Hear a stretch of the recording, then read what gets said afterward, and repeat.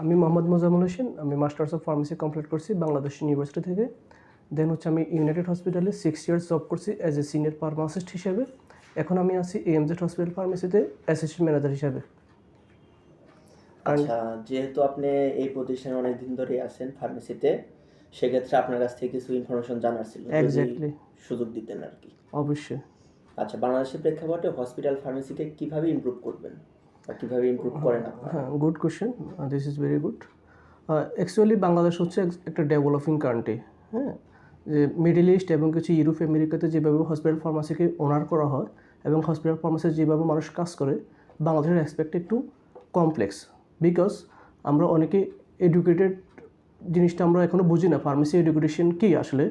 Actually এখনও অনেক মানুষ মনে করে যে এটা একটা হসপিটাল ফার্মেসি দোকান বা হচ্ছে হসপিটাল ফার্মেসি একটা শপ, এখানে ফার্মাসি কোত্থেকে আসবে। But day by day is growing to the better position as a hospital pharmacy position, right? আচ্ছা, হসপিটাল ফার্মেসিতে আমরা ইমপ্রুভ করতে পারবো অ্যাওয়ারনেসের মাধ্যমে। প্রতিটা বাংলাদেশের পিপলসগুলোতে অ্যাওয়ারনেস করতে হবে, বিভিন্ন সেমিনার সিম্পোজিয়াম করতে হবে, ইউনিভার্সিটির টিচার স্টুডেন্টদেরকে আমরা ফ্রন্ট লাইনে নিয়ে আসতে পারবো। দেন হচ্ছে প্রত্যেকটা হসপিটাল ফার্মেসি ইমপ্লিমেন্ট হতে হবে ডিজিটির মাধ্যমে। দেন হচ্ছে সবাই ফোকাস করতে পারবে এবং কি সবাইকে গ্র্যাজুয়েশন কমপ্লিট করা ছাড়া কোনো হসপিটাল ফার্মেসিতে যাতে নিয়োগ না হয়।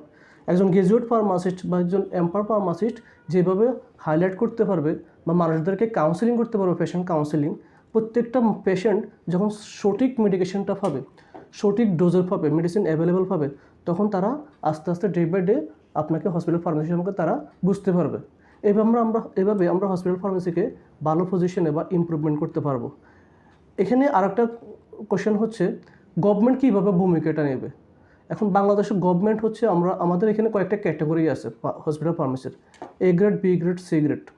বাংলাদেশে যে গভর্নমেন্ট হসপিটালগুলো আছে, কমপ্লেক্স আছে, বিভিন্ন ইউনিয়ন পজিশন বা হচ্ছে থানা লেভেল, জেলা লেভেলে, এগুলোতে বেসিক্যালি নিয়োগ দেওয়া হয় ডিপ্লোমাদেরকে। এখানে গ্র্যাজুয়েট ফার্মাসিস্টদেরকে নিয়োগ দেওয়া হয় না। আমি মনে করি প্রত্যেকটা হসপিটালে একজন গ্র্যাজুয়েট ফার্মাসিস্ট যদি থাকে এবং থাকলে হচ্ছে কি যে কোনো পেশেন্ট আপনাকে ভালোভাবে মেডিসিনটা বুঝিয়ে দিতে পারবে একজন হসপিটাল ফার্মাসিস্ট পেশেন্টদেরকে। তখন সে বুঝতে পারবে যে he is a good pharmacist and she is a good pharmacist. Then হচ্ছে প্রত্যেকটা পেশেন্ট আপনাকে বুঝতে পারবে এবং বাংলাদেশের মানুষ আপনাকে চিনবে। দেন হচ্ছে আপনি নিজেকে ফোকাস করতে পারবেন। Thank you. সেক্ষেত্রে বলা যায় যে হসপিটাল ফার্মেসিতে যে ফার্মাসিস্টগুলো ম্যাক্সিমামগুলো এম ফার্মা বা বি ফার্মা হওয়া বাধ্যতামূলক। বি গ্রেডও থাকবে, সমস্যা নেই। বি গ্রেড হচ্ছে এজ এ এম ফার্মা হলে আরো বেটার। এম ফার্ম হলে সবচেয়ে বেটার, আর বি ফার্ম এম ফার্ম হলে বেটার। বাট হচ্ছে ডিপ্লোমা তো আপনাকে লাগবে, কারণ আপনাকে সাপোর্ট দিতে হবে কে, ওরা হচ্ছে আর্টিলারি সার্ভিসের মতো আপনাকে সার্ভিস দেবে। পিছন থেকে তারা হচ্ছে মেডিসিন ডিসপেন্স করার কাজটা তারা করবে, মেডিসিন পুলিংয়ের কাজ করবে, হ্যাঁ, তারপর হচ্ছে মেডিসিন স্টোরেজ কন্ডিশন মেনটেন করবে। আর যারা হচ্ছে গ্র্যাজুয়েট ফার্মাসিস্ট তারা হচ্ছে অনলি পেশেন্টকে কাউন্সেলিং করবে এবং তার হচ্ছে হসপিটাল ফার্মাসিস্ট প্রসিডিওর যে ম্যানেজমেন্ট, এটা হসপিটাল ফার্মাসিস্ট বি গ্রেড যারা, এ গ্রেড যারা আছে, গ্র্যাজুয়েট যারা তারা করবে। আচ্ছা, আর একটা জিনিস জানার ছিল, সেটা হচ্ছে হসপিটাল ফার্মেসি কিভাবে আপনারা ম্যানেজ করেন? দেখুন, আমাদের হসপিটাল ফার্মেসিতে কয়েকটা ব্রাঞ্চ আছে। OPD pharmacy branch, IPD pharmacy branch, central store pharmacy branch, আচ্ছা, এবং কি আমাদের ওয়ার্ড ফার্মাসিস্ট আছে বাংলাদেশে এখন। ক্লিনিক ব্রাঞ্চের আসলে কাজটা কি? হ্যাঁ, আমি অ্যাকচুয়ালি বলতেছি স্টেপ টু স্টেপ। আচ্ছা, তারপর হচ্ছে আমাদের এখানে অনকোলজি ফার্মাসিস্ট আছে, তাদেরও কাজ আছে। তারা হচ্ছে ড্রেকিয়ার কেমোথেরাপি অ্যাডমিক্সিং হিসেবে কাজ করে। তো একজন হসপিটাল ফার্মাসিস্ট কীভাবে এগুলো ম্যানেজ করে? একজন hospital pharmacist as a leader হিসেবে কাজ করতে হয়। আপনার ওপিডি ফার্মেসি ম্যানেজ কীভাবে করতে হবে তার এটা বেটার আইডিয়া থাকতে হবে। ওপিডি ফার্মেসিতে প্রেসক্রিপশন রিভিউ করতে হবে, প্রেসক্রিপশন অডিট করতে হবে। দেন হচ্ছে প্রেসক্রিপশন হচ্ছে আপনার বিলিং সার্চ করতে হবে, পেশেন্টকে সঠিকভাবে মেডিসিনটা দিতে হবে, কাউন্সেলিং করে দিতে হবে।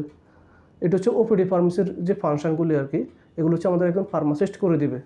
আচ্ছা, দেন হচ্ছে আইপিডিগুলো হচ্ছে আমরা কী করি, আইপিডি হচ্ছে আমাদের ওয়ার্ড থেকে রিকুইজিশনের মাধ্যমে আমরা প্রোডাক্টগুলো দিয়ে দিই। ওয়ার্ড থেকে সিস্টাররা রিকুইজিশন সেন্ড করে অনলাইনের মাধ্যমে।